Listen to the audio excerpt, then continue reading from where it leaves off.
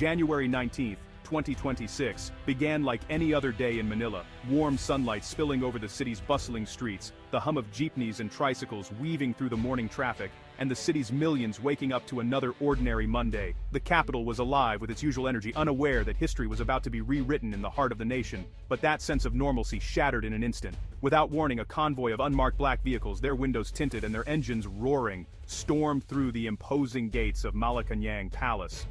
Flanked by heavily armed NBI agents, the convoy moved with a precision and urgency that left onlookers stunned and confused. The Presidential Security Group, trained for every imaginable threat, scrambled into action. But the NBI agents were already inside the palace walls, their faces grim, their movements deliberate. The air inside the historic halls crackled with tension as security forces faced off, unsure whether to resist or stand down. Outside, the world seemed to stop. Crowds of vendors, commuters, and tourists froze in disbelief, their daily routines interrupted by the chaos unfolding before their eyes. Dozens of phones were raised, capturing every second, every shout, every siren, as the drama at the palace gates became the city's, and soon the nation's, obsession. Within minutes, the media descended on the palace, a sea of cameras and microphones pressing against the barriers. Reporters shouted questions, desperate for any scrap of information, but the only answers were the cold stares of security and the blaring of alarms echoing through the Kamsat.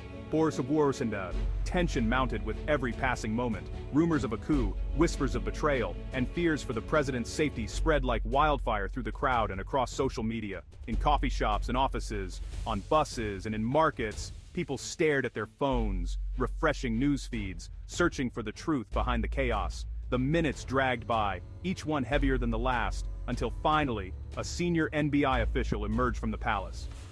He held up a document for all to see, his expression grave, the weight of the moment etched on his face. In a voice that trembled with both authority and shock, he announced the unthinkable. President Ferdinand Bongbong Marcos Jr. was being taken into custody. The words echoed through the crowd, carried instantly by live broadcasts and social media to every corner of the country. The crowd gasped as one, a collective intake of breath that seemed to ripple through the city. Shockwaves radiated from the palace gates, reaching far beyond Manila, shaking the entire nation to its core. For a moment, time itself seemed to stand still. A sitting president, arrested in his own palace, something once thought impossible, now a stark and undeniable reality. The echoes of hurried footsteps and shouted orders faded into a heavy, uncertain silence. In the hours that followed, the country erupted. Supporters of the president gathered in anger, waving flags and demanding answers, while critics stood in stunned silence, barely able to process what had just happened. Across the political spectrum, uncertainty and fear gripped everyone regardless of allegiance. The palace went into immediate lockdown, its gates sealed and guarded by armed soldiers. Outside, the city streets filled with bewildered citizens, their faces a mix of confusion, fear, and disbelief. The media, usually quick to offer analysis, could only speculate, as official statements remained scarce. Was this a bold political maneuver, the result of a deep national security threat, or something even more sinister? No one knew for sure, and the uncertainty only deepened the sense of crisis.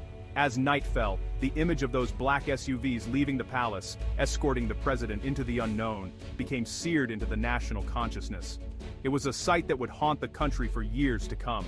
The world watched in disbelief as headlines blared across international news networks. Philippine president arrested in palace raid.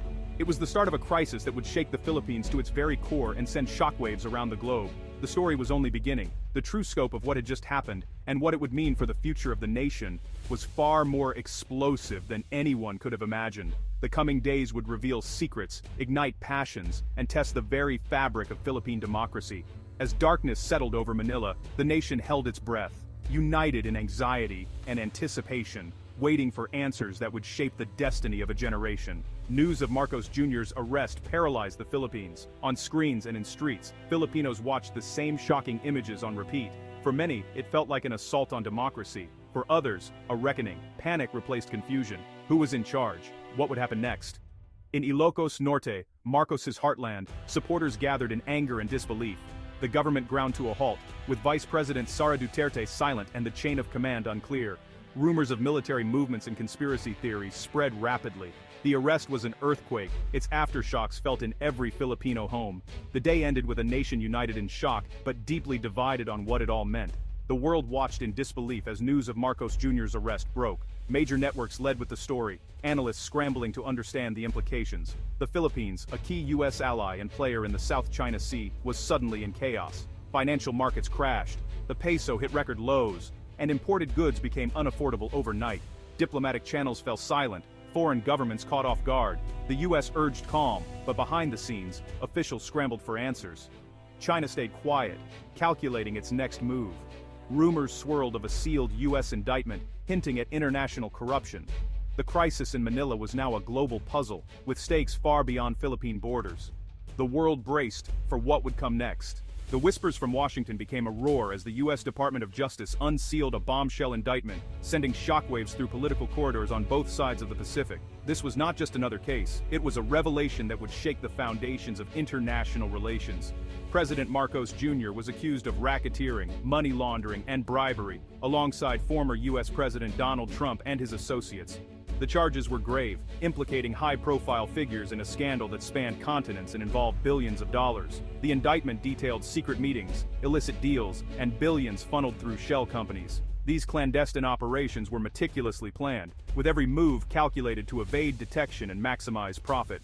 In exchange for favorable U.S. policy and protection, Marcos allegedly awarded Trump-affiliated businesses lucrative contracts in the Philippines. These deals were not just business transactions. They were strategic maneuvers designed to cement power and influence. The investigation had run for years, exposing a sophisticated web of corruption.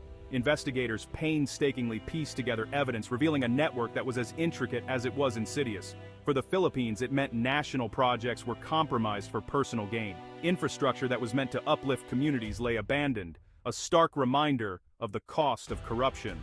For the U.S., it raised questions about foreign policy integrity. The scandal cast a long shadow over diplomatic relations, prompting debates about the true cost of political alliances. The scandal redefined the crisis, not just a domestic upheaval, but an international betrayal. It was a story that captivated the world, with every new revelation adding to the growing sense of outrage. In both countries, political firestorms erupted. Citizens took to the streets, demanding accountability and transparency from their leaders. The Philippines was forced to confront the possibility that its leader had entangled the nation in a global web of corruption. The implications were profound, threatening to unravel the very fabric of its society. The consequences were only beginning to unfold.